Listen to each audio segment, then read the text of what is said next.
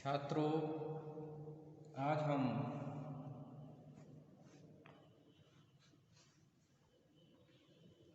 श्रीकांत वर्मा के द्वारा लिखा गया यात्रा वृत्त अपोलो का रथ की चर्चा करेंगे। यह श्रीकांत वर्मा जी का महत्वपूर्ण यात्रा व्रत है। इस पर महत्वपूर्ण प्रश्न बनता है कि अपोलो का रथ नामक यात्रा व्रत का सारांश अपने शब्दों में बताइए।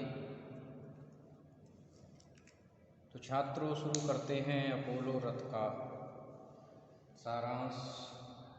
श्रीकांत वर्मा ने कविता, कहानी, उपन्यास, आलोचना, यात्रा व्रत, अनुवाद आदि विविध विधाओं में लेखनी चलाई है। यात्रा व्रत साहित्य में आपको विशेष ख्याति प्राप्त हुई है। अपोलो का रथ श्रीकांत वर्मा का यात्रा व्रत है। ये पहले दिनमान पत्र के 7 अक्टूबर 1972 के अंक में प्रकाशित हो चुका है। बाद में श्रीकांत वर्मा जी ने इस यात्रा संग्रह को अपोलो का रथ नाम से संकलित किया है। इस यात्रा व्रत के माध्यम से लेखक यूरोपीय लोगों की इस प्रवृत्ति पर प्रकाश डालता है कि वे अतीत को सुरक्षित रखते हुए वर्तमान से लाभ उठाने की कला में दक्ष हैं। इसका सारांश कुछ इस प्रकार हम जान सकते हैं।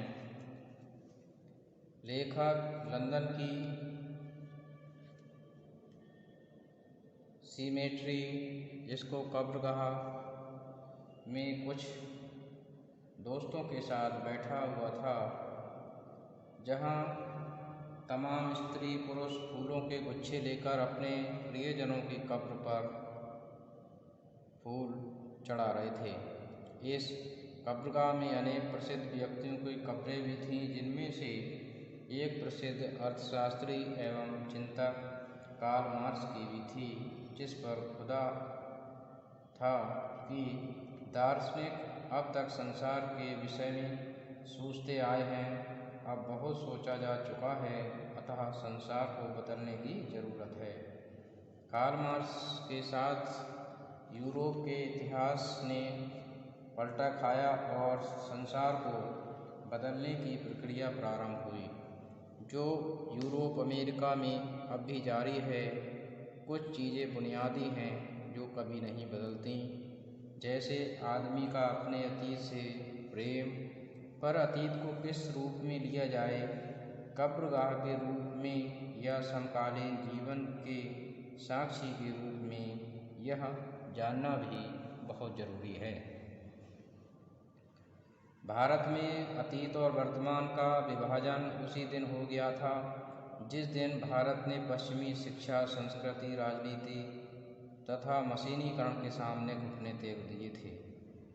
हमने पाश्चात्य शिक्षा और संस्कृति को बिना जांचे परखे अपना लिया। उसमें हमने कोई तर्क नहीं किया। उसने भारत के इतिहास में दरार पैदा कर दी।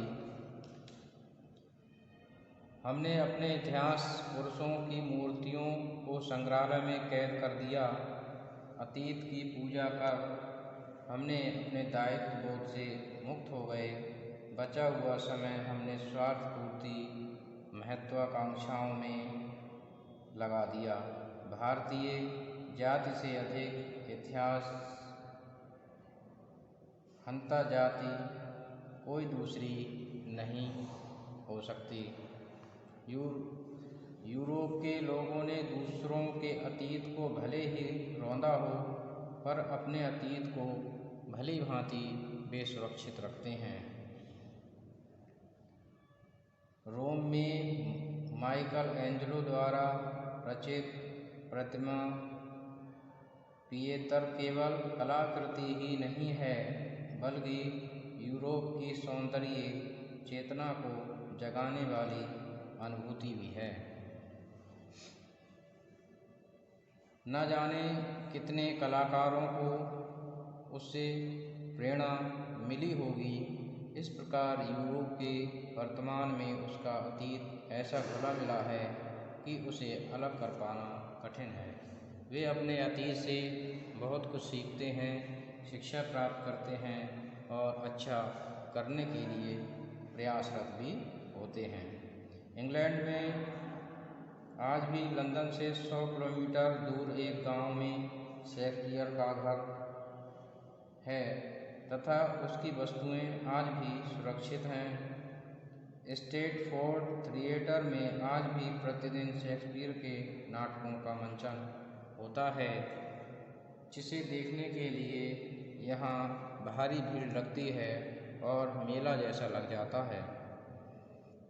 भारत में तुलसीदास जी का भी मेला लगता है, लेकिन जो लोग इसे देखते हैं उनका तुलसी साहित्य में कोई वास्ता नहीं होता। वास्तव में वे तुलसी बेचते हैं, तुलसी के व्यापारी हैं जिन्हें केवल सरकारी अनुदान लेना होता है।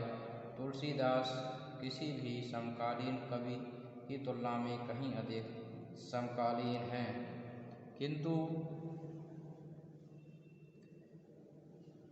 किसी भी समकालीन कवि की तुलना में कहीं अधिक समकालीन हैं, किंतु तुलसी के व्यापारी उन्हें भूलकर चिता में जलाकर उस भभूत को शरीर पर मलकर तुलसी को सुरक्षित करने हेतु चंदा मांगते दिखाई पड़ते हैं। शेक्सपियर की तरह तुलसी से जीवंत संवाद कोई नहीं करना चाहता। यह अत्यंत विडंबनापूर्ण स्थिति श्रीकांत वर्मा जी के लिए लगती है। शेक्सपियर हाउस इंग्लैंड की सबसे बड़ी प्रतिमा का स्वरूप होते हुए भी स्मारक या संग्रहालय न होकर शेक्सपियर का घर है, जहां आज भी शेक्सपियर यादों के रूप में जीवित हैं। ऐसा भारतीय कवियों मनीषियों के विषय में हम सोच भी नहीं सकते हैं। तो यह अंतर देखने को मिलता है। वर्मा जी इस विषय में लिखते हैं, उत्सुकता, जिज्ञासा और ज्ञान की भूख मानव की प्रकृति में है। गुलामी और दारिद्रता ने भारतीय जाति में यह आग मंद कर दी है, किंतु यूरोप की अनुकूल परिस्थितियों ने विकास की संभावनाएं वहाँ बढ़ा दी हैं। विकास करता हुआ यूरोप आधुनिक मशीनीकरण के युग तक जा पहुँचा है और उसने काफ़ी हद तक उसमें बढ़ोतरी भी की है। इससे परिवार टूट गए, व्यक्ति स्वार्थी हो गया, मानवीय मूल्य टूटते गए, उनका अवमूल्यन भी हुआ है, प्रदूषण भी बढ़ा है और आदमी नितांत अकेला भी बढ़ गया है। इसके बावजूद यूरोप अपनी परंपरा के कारण बचा रह सका है, जो तर्क पर आधारित है। परिवार परंपरा विहीन समाज है। उसके पास ताकत व संपत्ति तो है, पर विवेक नहीं होता। विवेक के अभाव में सही गलत का बोध उसे नहीं रहा। यूरोप ने इतिहास की एक पक्षीय व्याख्या नहीं की। अरस्तु से लेकर कार्ल मार्क्स तक सबने अपनी नियति को बार बार परिभाषित किया है, जो सिलसिला आज भी जारी है। कला, साहित्य, संस्कृति, हर क्षेत्र में यूरोप की अपनी परंपराएं हैं और नए नए चिंतक, विचारक उन परंपराओं को अग्रसर करते रहते हैं, बढ़ावा देते रहते हैं। पेरिस सबसे घना बसा शहर है। आवास समस्या को हल करने के लिए सरकार ने बहुमंजिला इमारत अमेरिका की तर्ज पर बनाने का निर्देश दिया, पर वहाँ के बुद्धिजीवियों युवकों ने ये कहकर इसका विरोध किया कि इससे पेरिस का लैंडस्केप बदल जाएगा, जो हमें कदापि स्वीकार नहीं है। तो इस प्रकार की विचारधाराएं भी वहाँ लोग रखते हैं और वे